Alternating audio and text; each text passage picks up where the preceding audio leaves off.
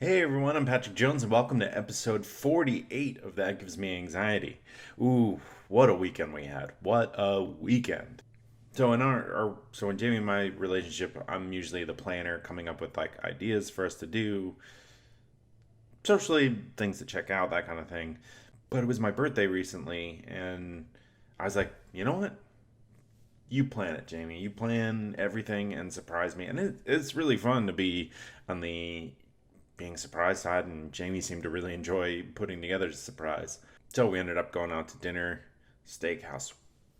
Ooh. I don't know what that was. Steak makes me sound like an owl that's like a backup singer.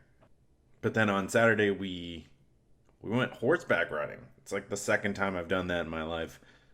I rode. I think the horse's name was Bella. She was a retired Savannah, Georgia police horse, and it was fun.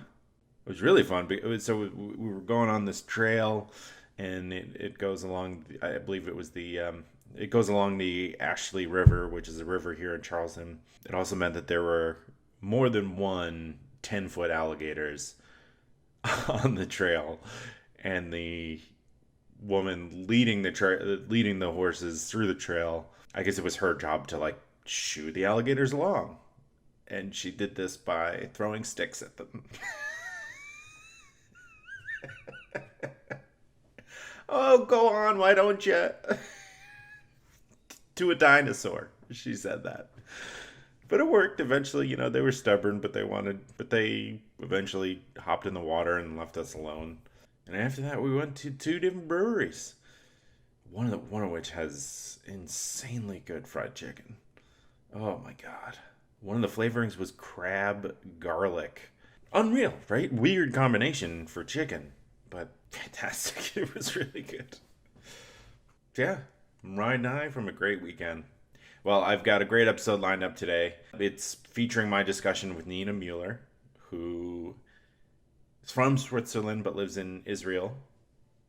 And she's a fellow podcaster who doesn't shy away from delving into some of the more controversial topics, isn't afraid to get political. And so we discuss the weight of such a podcast while also just talking about putting yourself out there creatively and how heavy that can be in a world full of mean tweets and cesspool level YouTube comments. But before we get there, I just want to remind you, if you're liking the show, to please remember to rate and review it. You can check the show out on Facebook, Instagram, Twitter, and YouTube. And if you want to support the show, you can do so by making a donation through the Buy Me a Coffee link. It's in the description. Why can't I say the word description? I'm 36 years old. I have a master's degree. And I say description like description. It's frustrating. Well, as always, thank you so much for listening, and enjoy the conversation with Nina.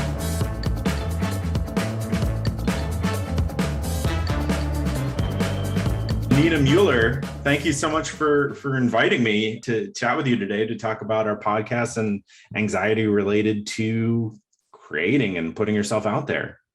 Yeah, of course. My pleasure. Thanks for doing this. It's really interesting to speak to another podcast host. Yeah, and I always like talking to people outside the US, and it really gives you a worldly perspective, and it's especially a creative such as yourself. So you're joining us from Switzerland, but you currently also live in Tel Aviv. Exactly. Yeah. Exactly. That's awesome. So cool. Yeah, I've talked to people through my podcast of people in like New Zealand and Brazil and Australia and other parts of Europe, and it's I don't know, it's just always very cool to find a way to, and always like when I get downloads from Africa, and I'll just keep naming geographic locations, but it's just nice to it's such a medium that you can reach the world. Yeah, absolutely. Yeah, no, I mean, that's probably very hopeful, but yeah, I think it's great that you get to kind of speak to people all around. Mm-hmm. Well, tell me a little bit more about your podcast. I'm curious to learn about a bit more what you do. Yeah, sure. So I originally started about half a year ago. Yeah, well, a bit more. Like end of last year. And it was really just to sort of create a sense of community for other people as well, because I had really noticed that like a lot of people, like during the pandemic that really started when it was like coming along with all the lockdowns and lockdown after another, I kind of noticed online that a lot of people do share similar values and like beliefs and all that, and that everybody sort of has their like backstory, their sort of personal baggage, and yeah, that I think that it kind of helps to feel less alone, I guess, in like Hmm. things that you're like advocating for, things that you're sort of pursuing or whatever. And yeah, so that's how I really like wanted to have sort of not an influence, but maybe have a little bit of an impact on people and really like raise awareness and highlight topics that are really not like talked about enough, I think, Hmm. personally, from what I hear, or like also only within like my own bubble of people. Right, right, Um, absolutely. Yeah, it may yeah, be a big deal in like your circle of friends, but expanding exactly. that is a big deal. So what are some topics that you discuss? Pretty much anything that needs more awareness. So anything Mhm. ranging from like mental health awareness, disability, intersectionality, LGBTQ issues, feminism, patriarchy, politics, even sometimes. So yeah, all kinds of different topics, really. I love that. Environment That's as so well. fun. Yeah, Yeah. to be Mhm. able to even learn something, right? To Yeah. discuss and have an expert on to help educate Yeah, you and absolutely. I think it's just so fun to talk to people. I'm always excited and kind of tickled by people who are like okay to come on and sort of teach me about their expertise. I had Mm, recently, the episode hasn't come out, but a person on who talked about how people accept conspiracy theories, right? Like they're all mm, out there and like who is the type of person that accepts conspiracy theories and runs with them. And it was just so interesting to think about the psychology of something that can cause such danger, right? I mean, there's conspiracy theories mm, all over the world, and so it's like very important to learn about why or who people are that are at risk, and what we can do to potentially help educate those people. So it's just yeah, every time I get an expert on, I'm always thrilled, and so I'm the mm, same as you. It just in terms of, I felt like there wasn't a lot out there about mental health, and so mm, I've set out to create what I wish was already out there, right? mm, To be able to hear people's stories exactly like you were saying. I mean, there's such a power in that, and it just helps you feel not so alone, and also allows you to kind of laugh at yourself a little bit, right? mm, It's helped change my perspective on my own mental health, and that's really what I hope people get from listening to this. mm. Yeah, that's great. And I think it's very admirable as well. Thank you. Like not speaking to myself, but like to you, really. We can pat ourselves on the back here. But yeah, I think it's great because potentially you could reach people. Maybe I don't know, maybe that's like wishful thinking, but I think maybe you could reach people that you would otherwise not get to like talk to or Hmm. educate in a way that just raises awareness and that's like thought provoking, and they might talk to other people about it and all that Hmm. stuff. So Yeah, yeah. and they may not be ready to admit certain things to their friends, and like a podcast Mhm. is an easy way to dip your toes in to see what therapy might be like or whatever, so you let you know what other options are out there. Right, right. Yeah. So you said that you wanted to really focus on mental health, right? Which is kind of also comes through like with your podcast title, I guess. Yeah. Um, what was your like mental health journey like? Has that also changed with like doing the podcast, or Oh has it yeah, changed before? it's my mental health as I mean, I've learned so much. I've interviewed so many therapists. I mean, not that I'm a professional in any way, but it's a way of it's a form of therapy to sort of Mm, be suggesting, and I inject like stories from my life of, I've dealt with a lot of anxiety and depression, and posing that in a sort of informal manner to mental health professionals is definitely a form of therapy. And the first, I feel like 31 years of my life, it was just sort of mm, like, you've never had an emotion, you stuff that down, right? Like you swallow that emotion. And I came to a realization sort of around that time. I'm 35 now, about to be Mm-hmm. 36. And so I started realizing that that wasn't going to serve me, right? It was by like swallowing your emotions. It comes out in other forms, right? It comes out in drinking or drugs or anger issues, right? Mm-hmm. It's sort of like a poison that Mm-hmm. needs to be expressed in some way. So it's been an interesting journey. I'm sort of like learning as I go and improving. Just yeah, long answer, but from where I was to where I am now, it's much better. And if anyone's listening and they're just getting started, I hear you, I see you, and it does get better just by being open and taking your time and considering your feelings and your emotions and expressing them. So yeah, I hope that answers that. That was sort of like a little mini rant, but No, that was really good. can we talk? I know you've got a lot on your plate. You've got work, you've got friends, you've got family, pets, you've got the people that you make small talk with at the coffee shop or gym. You've got that bird that you see when you wake up every morning outside your window that you've projected things onto. Look at that bird. Doesn't even love its family, it's always by itself. You do that. Everyone does that. Point is, you've got a lot on your plate. Well, that's why there's Instacart, to take a little bit off your plate. Using Instacart, you search for all your favorite foods and things that you need from the grocery store, all online, all while you're looking at that bird, wondering why it hasn't called its mom. And they deliver it to you. They go to the store and do the shopping for you. And they can deliver it in as fast as an hour. And you can sign up by clicking the link in the description, wherever you're listening or watching. And that's a great way of supporting the show. So it's a great way of supporting this show. It's a great way to make your life a little bit easier because we all know that you have so much going on, like wondering whether that bird judges you back.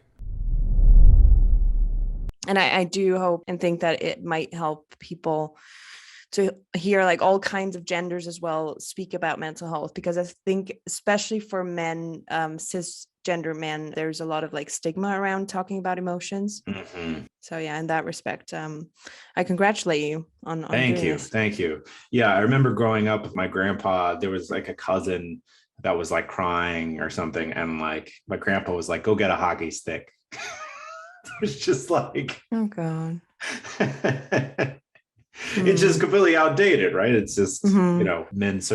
I mean, I would say that if men took their mental health seriously, we'd have a lot less problems in this world. I feel like a lot Hmm. of these things could be attributed to men just not able to express themselves, and so they bottle it up and they get crazy, and it's just not good for them or the world.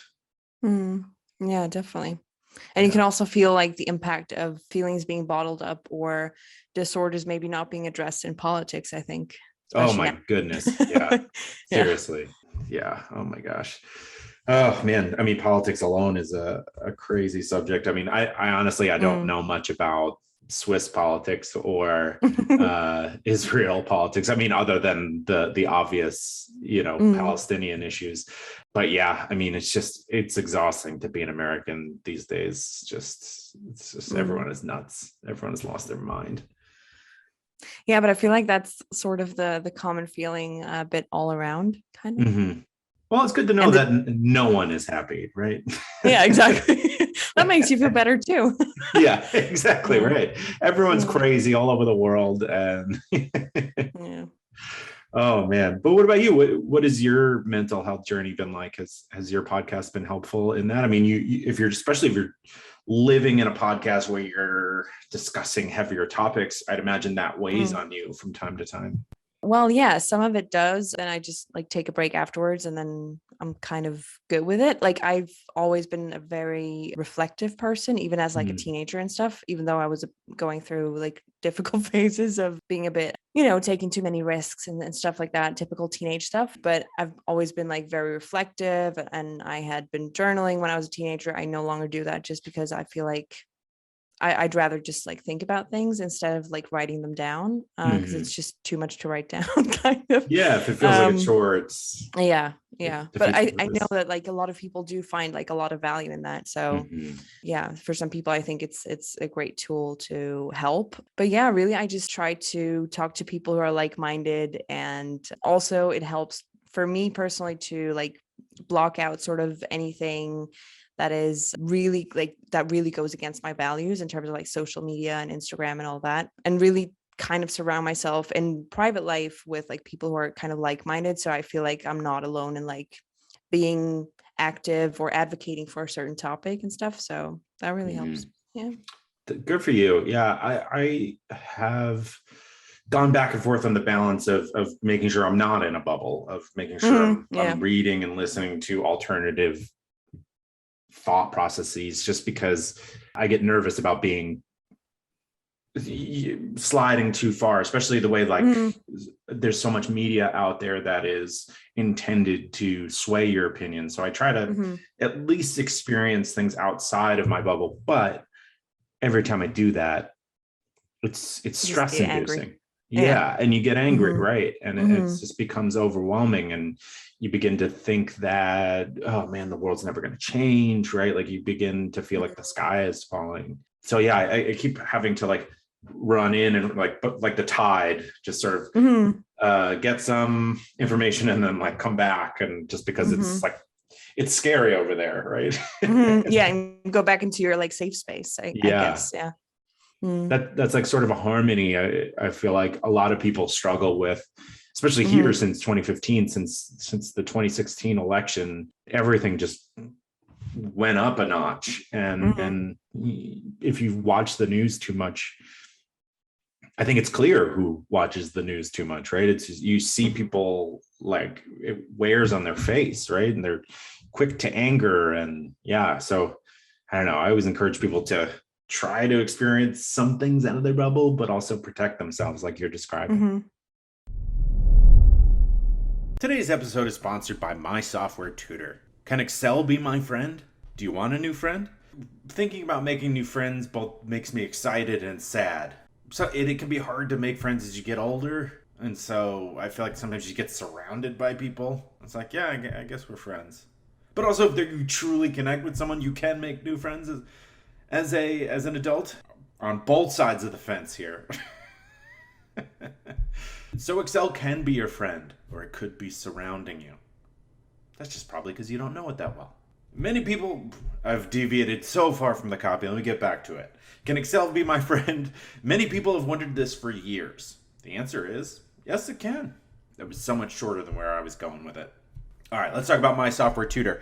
They offer 3 levels of real-time Zoom-based courses with a live instructor. They all deliver practical, functional business skills in a friendly, supportive environment. That sounds nice. I mean, it could be so daunting to learn Excel or make friends. These courses will increase your marketability, whether you're an employee, job seeker, consultant, or contractor. That sounds pretty good. Register at mysoftwaretutor.com and use the promo code POD20 to save 20% off all registrations. Yeah, but actually, when you bring up the election, I listened to, I can't remember what podcast it was, but they were speaking about, I'm not sure whether I'm pronouncing this correctly, Rush Limbaugh. Rush Limbaugh. Yeah. Mm-hmm. So I had to like, oh, sorry, I had to go into a few episodes and just kind of get a taste of what he talks about and Oh like God. the way, yeah. So that was pretty extreme. So I'm never gonna do that again.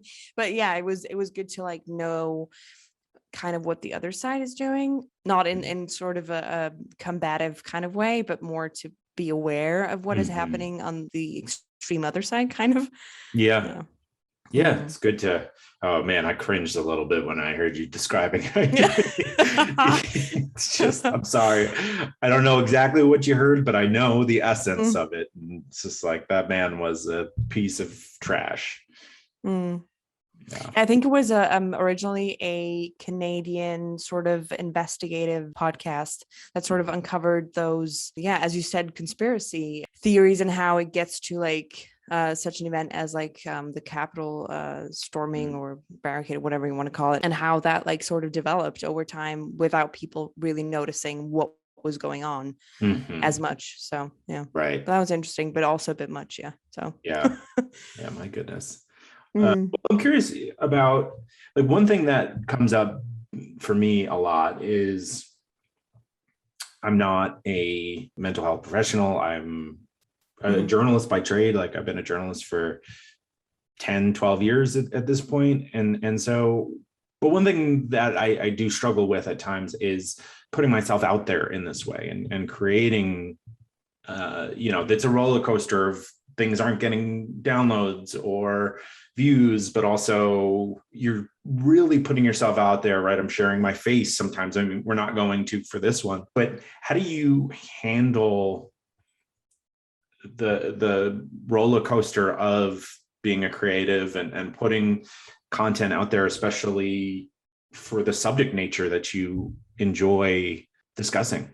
It's kind of difficult to answer because it really depends on the topic. Also, I try not to be too exclusive of only covering topics that I'm interested in, sort of like personally. I'm trying to like cover a broad range of things that need to be talked about more.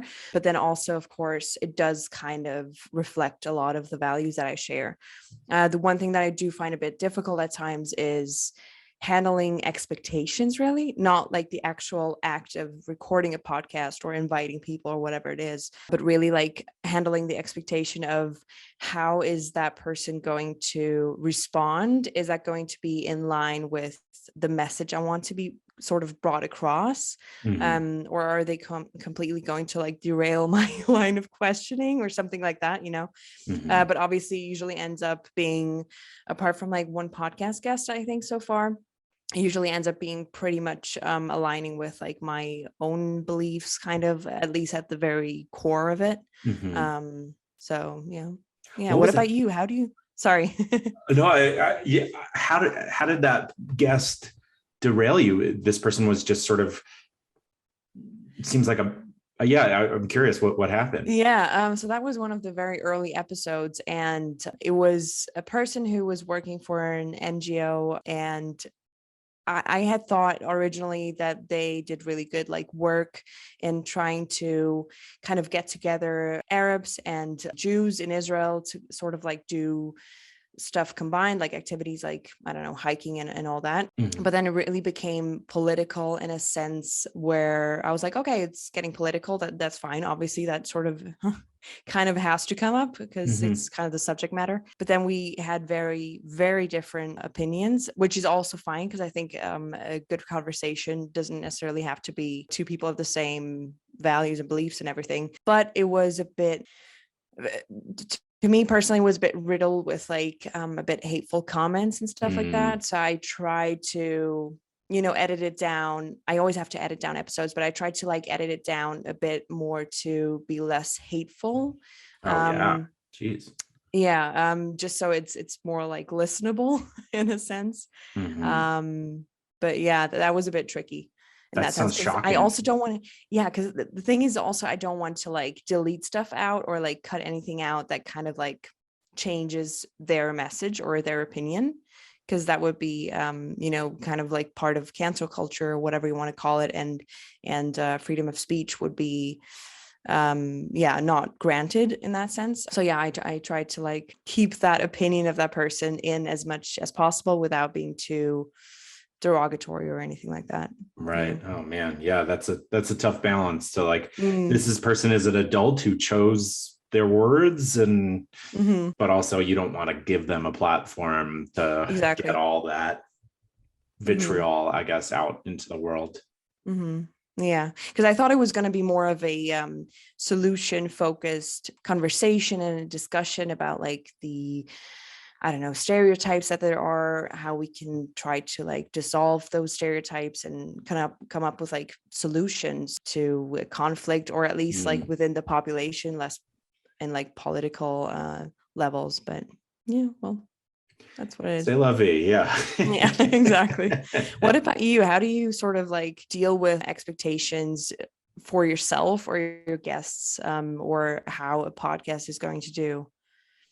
Yeah, it's tough. I mean, so I used to have jobs where if your news organizations and the stories that I was telling, if they didn't hit certain quotas in terms Mm, of views on whatever platform the video or news story was supposed to go on, you would be reprimanded. You would get in trouble, right? And it's like, even though mhm, everyone agreed upon the story being worthwhile and telling the story in a factual basis and not going the clickbait route, you would be reprimanded, which created this such a stressful environment for everyone working there. But that's sort of how a lot of online news companies stay afloat, is through making sure that they're getting clicks. And that just boils down to the reporters and storytellers themselves meeting certain expectations. So I'm thankfully not at those jobs right now, which mhm, has been a lot better for my mental health. But it's still in the back of my mind, right? If something mhm, is not performing the way I expected it to, it does trigger a little of that old feeling. But then I remind myself that this is a passion project. This is something that I want to be doing, that I'm, not making really any money, like very mhm. little from here to there. But that is, but the reason why I'm doing it is because I enjoy it. I love meeting new people and having real conversations. I prefer to have real conversations Mhm. versus, a lot of small talk.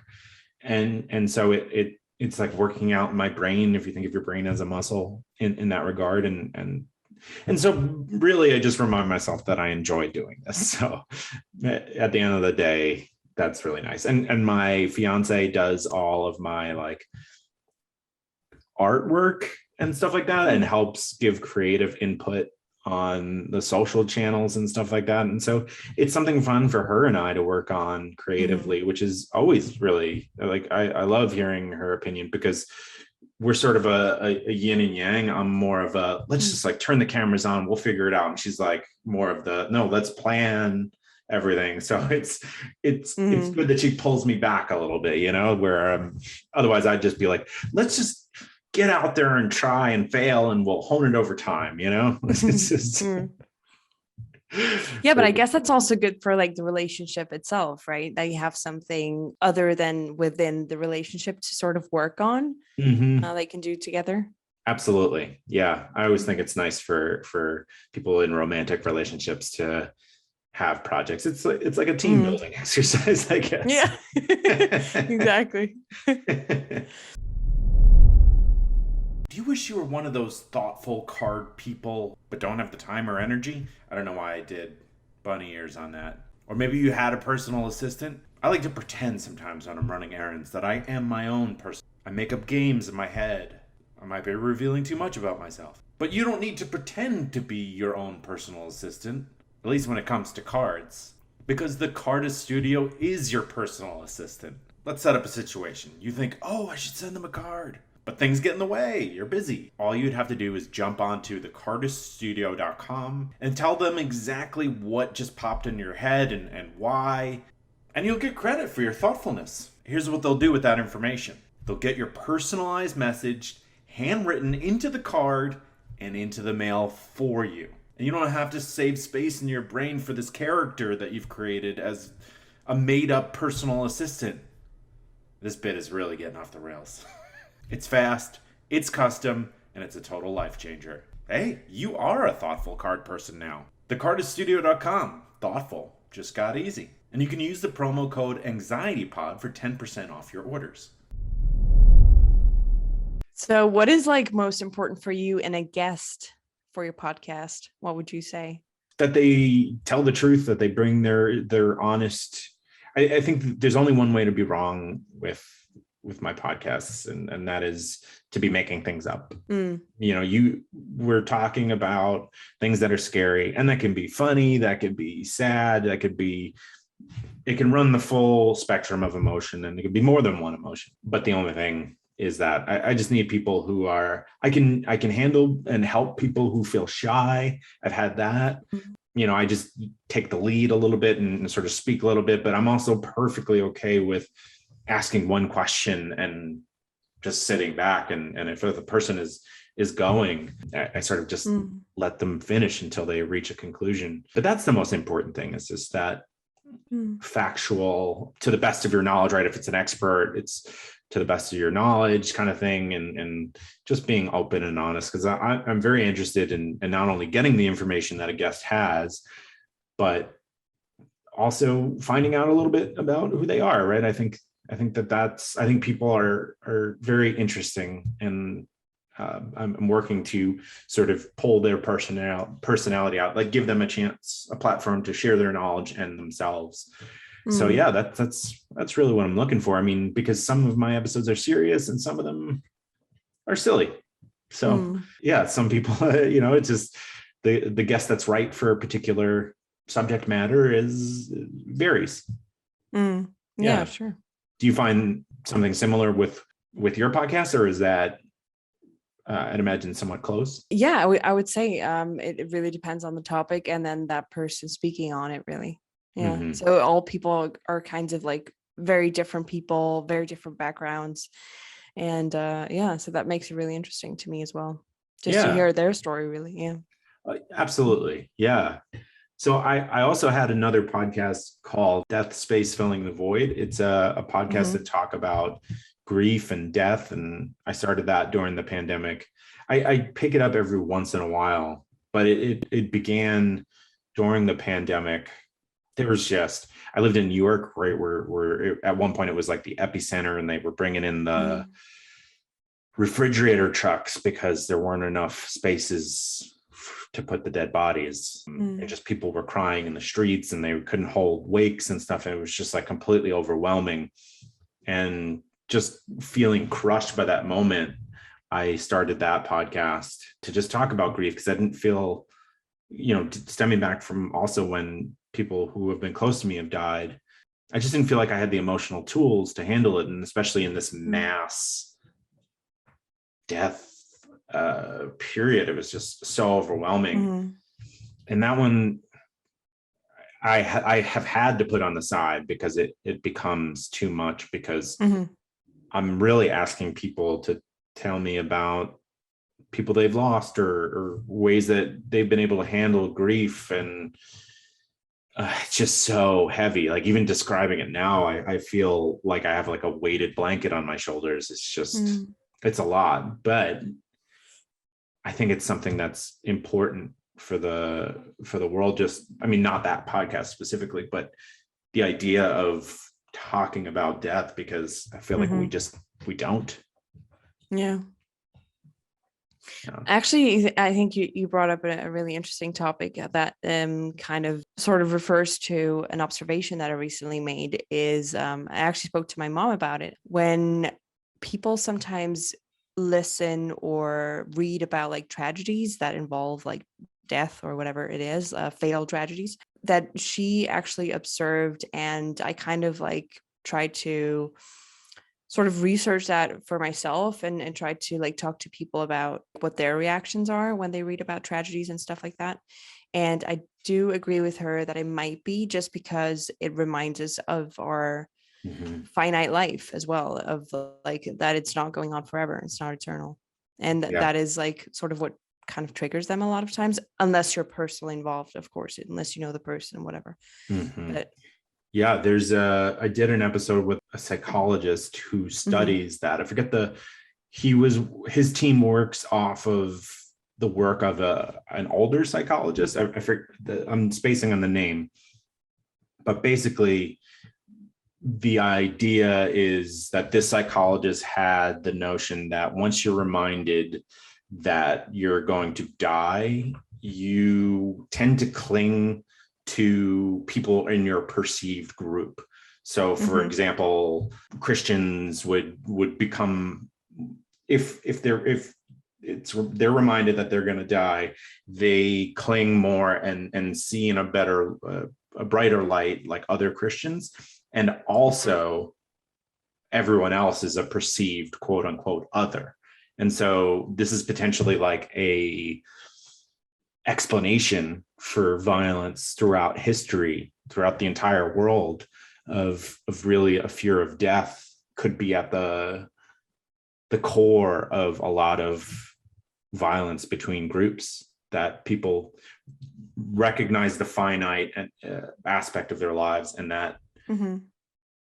frightens them to their core, that they shudder in and block any other perspective. Yeah, I can send you that episode, because it's and you may even want to interview the professor that I interviewed, because it sounds like it would be right up your alley, but it's terrifying and fascinating. Yeah, at the Those are same two time. words that are concerning, but when put together. But yeah.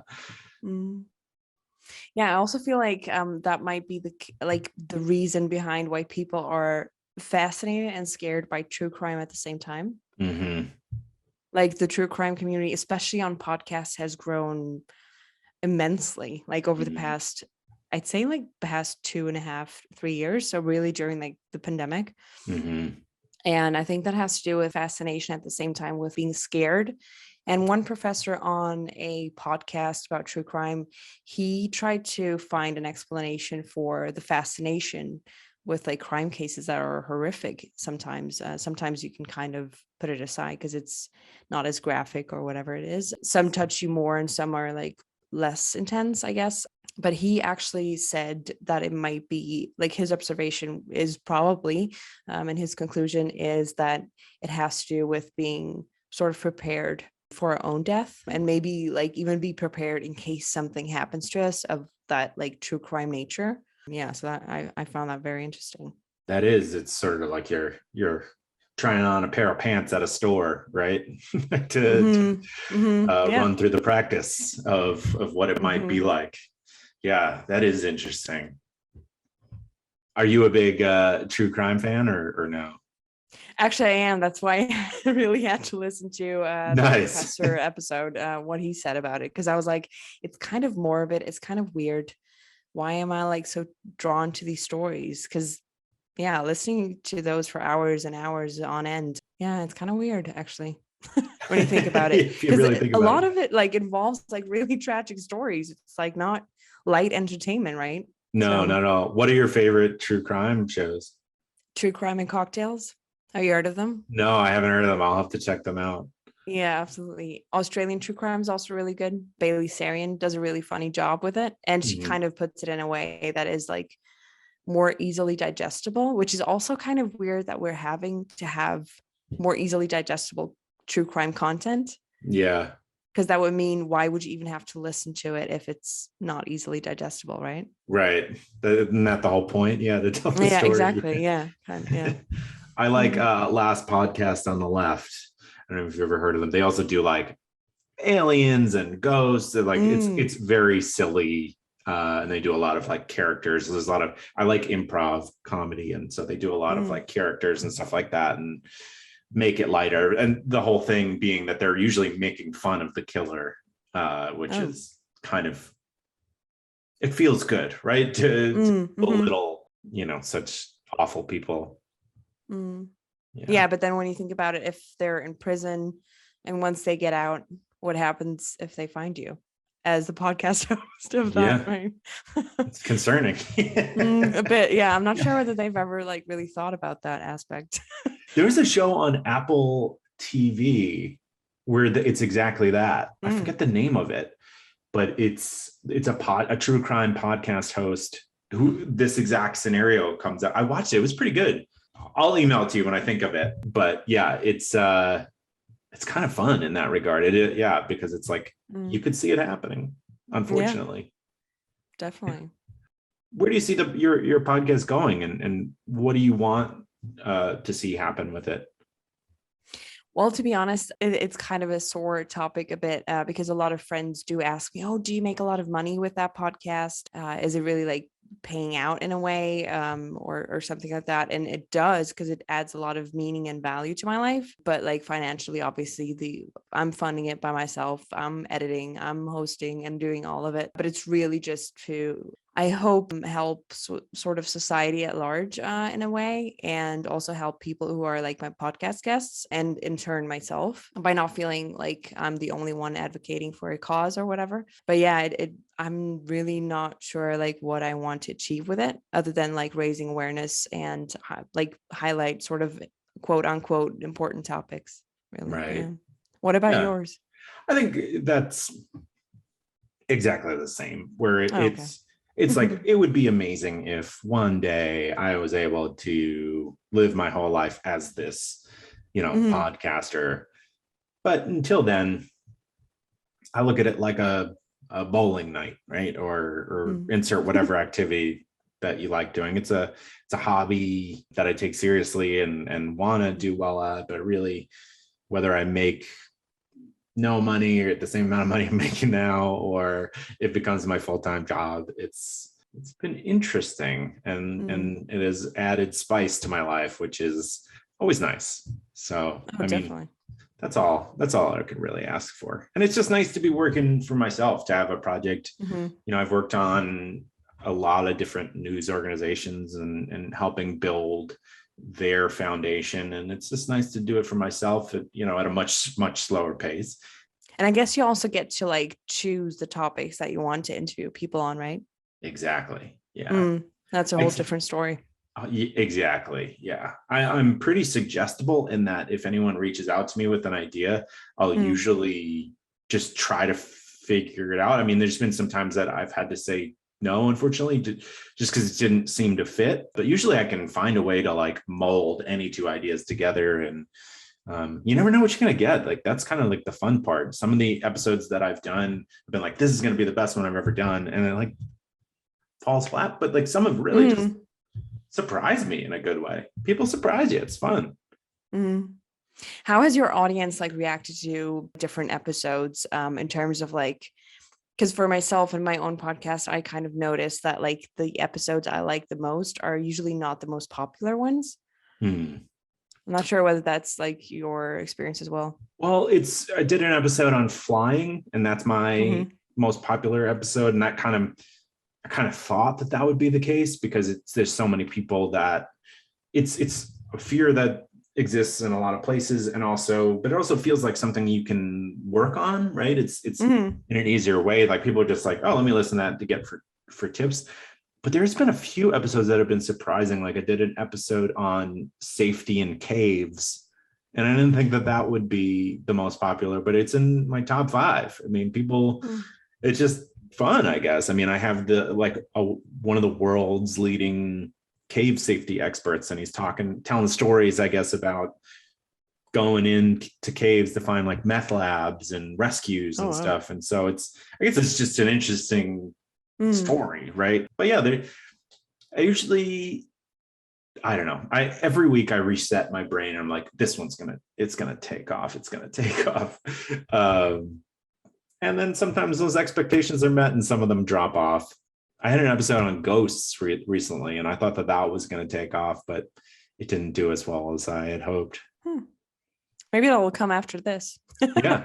Mm. How do you feel about like going like sort of backtracking, going back and re-recording like previous episodes? Have you ever felt the urge of doing that? I haven't. Mm. I do feel the urge of continuing the conversation or revisiting a topic where it's like, like, take the flying example. That's the expert there has one way of thinking. There's other people who have other ways that can help you. So it's just, maybe that one doesn't connect with you, but this other person's will. So it's not like re-recording. It's just, I view it more as continuing the conversation or offering a different vantage point. Mm. Yeah. Right. Is that something that I mean, you probably could show all different sides of a different topic. Yeah, certainly. But the thing is, I do kind of like catch myself thinking about like, oh, I should really like do that episode again, but then it wouldn't come out naturally. The guest would have to have the same answers because there's sometimes like really on point, really like Mhm. interesting opinions that you wouldn't expect and stuff like that. Anecdotes that they're sharing that they might not recall in the same way if they would redo it. But only really because I feel like with every episode, the podcast does get better in terms of quality, audio, how prepared I am or not, or whatever. So yeah, that's the only kind of like reason why I would go back and like do recordings again. But then I guess like progress is sort of like part of life as well. So yeah, I Yeah. guess we should just leave it as it is. Yeah. That's just Yeah. what it was meant to be. I am an improv comedian, so I always Oh, just think really? of as whatever was meant to be, it has to happen in that moment, and then the moment is gone. Mm. But yeah, but Yes, what, and yeah. Mm. How do you feel before interviews? Do you get nervous, or how are you feeling?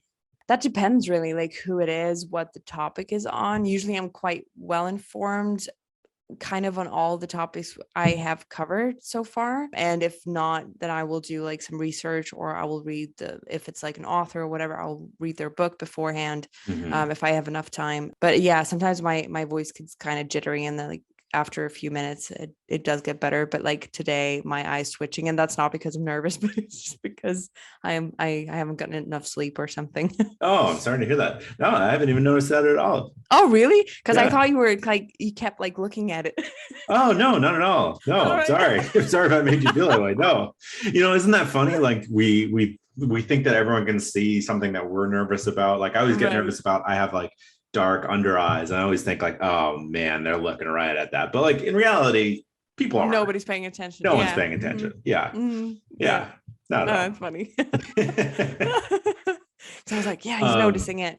Yeah, right. It's all he can focus on now. Yeah, exactly. But No, in that's the sort of slightest. like, yeah, what I remembered when you said, let's do it like the video as well. I also thought of like being too focused on, not in a narcissistic way necessarily, I guess, but like being too focused on like, oh, how do I look? Do I look like I'm weird? Am I like, I don't know, sitting weirdly, or like, is my eye twitching, or am I like Mm, not smiling enough? Do I look like I'm crying, or, stuff like that? So mm. like being too focused on like appearance. Yeah. Um, I that's why it I usually do everything like audio only, because I Oh, feel like okay. people sometimes, obviously, like when you don't know them, it takes a few minutes, a few seconds, depending on who the person is and how you get along as well, like the chemistry Mhm. sort of between two people. But sort of after a bit, you usually figure out what the speech pattern is like, so you don't Mhm. keep interrupting each other. But I do feel like people are sometimes a bit more open with audio only.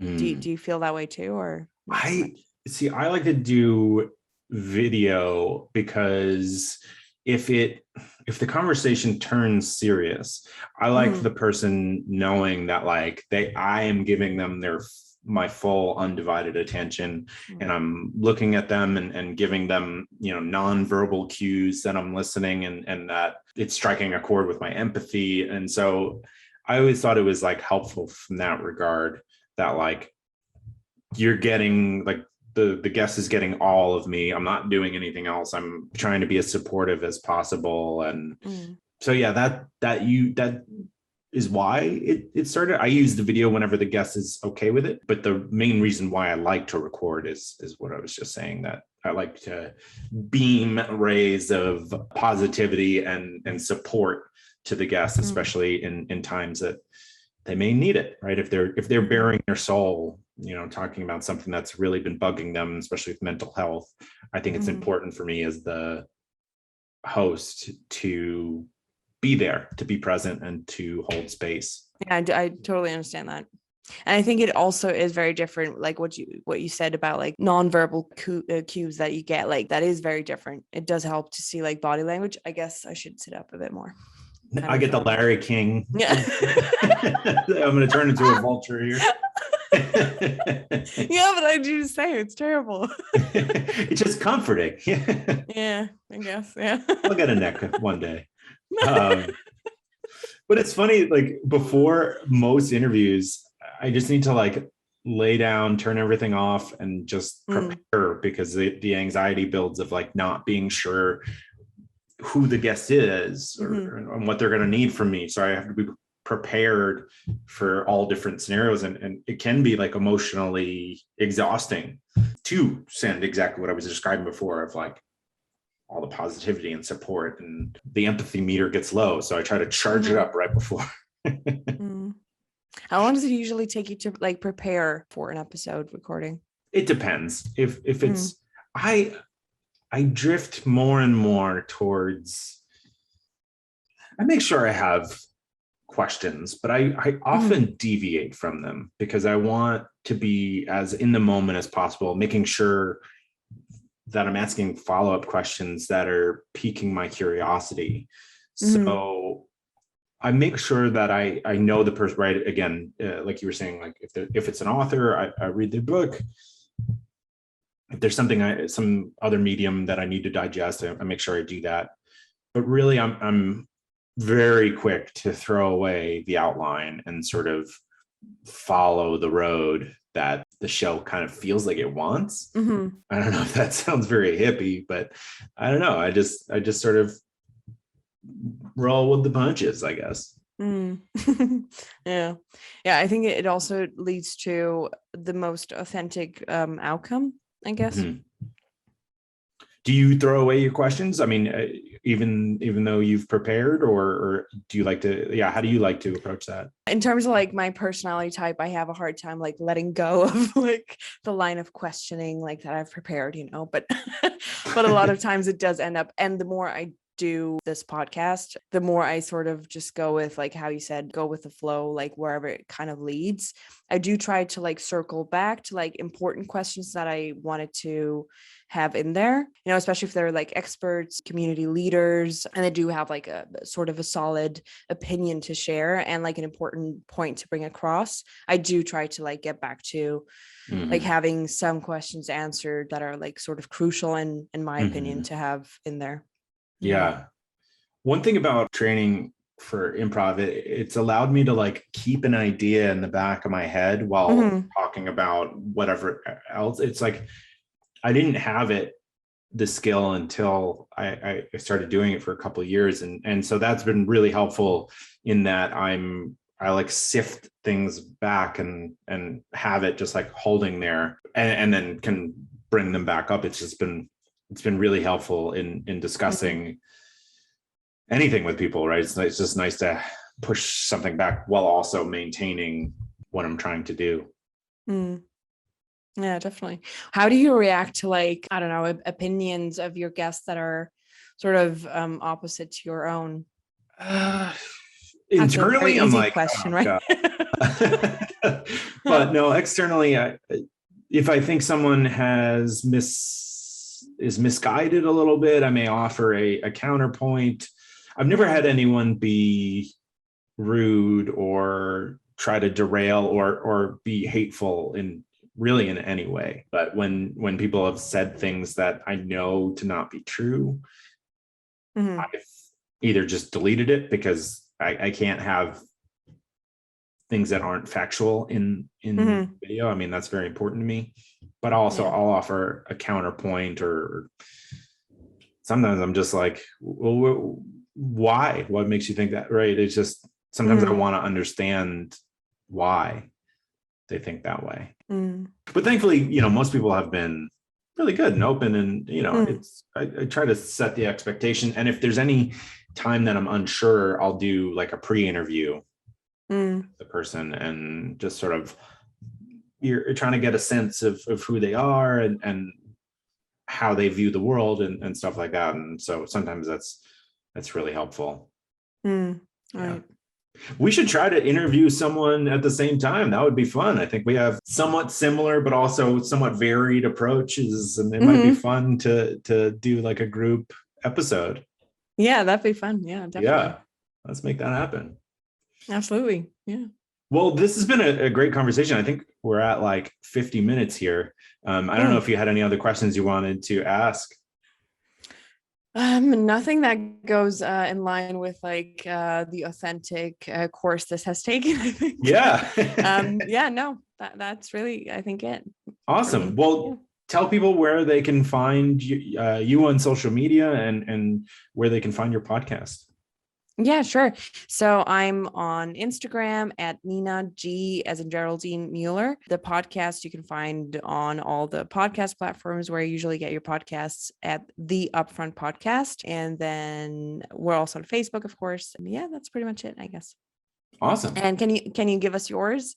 So I Yeah. can actually include that in my episode. Yeah. It is called That Gives Me Anxiety podcast on Instagram, Twitter, Facebook, and YouTube.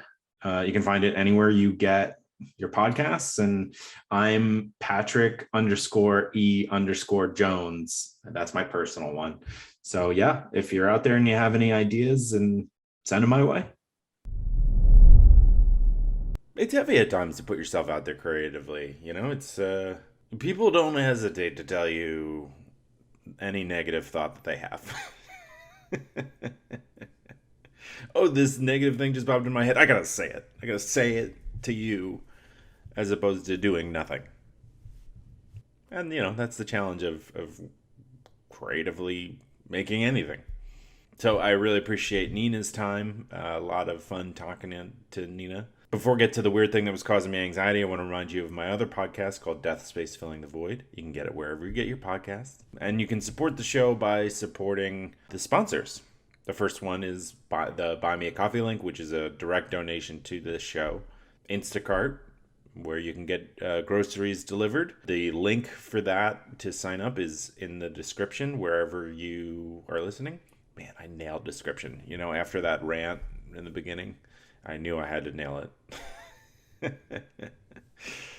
My software tutor was offering the promo code POD20, and the Cardis Studio, who has the promo code AnxietyPod for 10% off your orders. So yeah, the weird thing that was causing me, or is causing me anxiety this week, wearing a pullover, if you're watching the video on YouTube, I was painting, we've been water staining the fence for a while now. It's a somewhat big fence, and we're doing it by hand. That we tried the sprayer thing, but it was just coming out uneven, so we just switched to doing it manually. I mean, it's important to get it right, and the fence was expensive, and we don't have a lot of money, so we want to protect it and water seal it well. So I was getting a piece of the fence that's like, I really had to get in the bushes because it's like where it meets the house and stuff like that, and I got a spider bite on my neck. It's big. And a part of me is thinking that there's baby spiders in my neck. I'll just let that sink in and apologize. It's ludicrous. It's really not what's happened. But yeah, it's just hurts. It's big. It's not fun. Especially not fun because I have too much imagination and I let my anxiety run wild on me at times. But then admitting it on a podcast does help. It makes me realize how ludicrous that is. Well, as always, thank you so much for listening. Have a great week, and I'll talk to you on Thursday.